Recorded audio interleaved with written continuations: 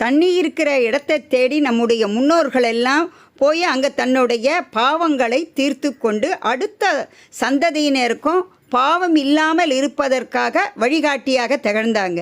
இந்த நீர் பிரளவம், அதாவது நீரோட எப்படி ஓடிட்டு வந்து பாருங்க, இந்த நீரினுடைய பெயர் தான் பாகீரதி அப்படின்னு சொல்லுவாங்க. இது இல்லாத மற்றொன்று பேரும் என்னன்னு பார்த்தோம்னா கங்கோத்ரி. நம்ம கங்கோத்ரியில் முழுகி எழுந்தாவே போதும், பாவங்கள் எல்லாம் போயிடும் அப்படின்மா.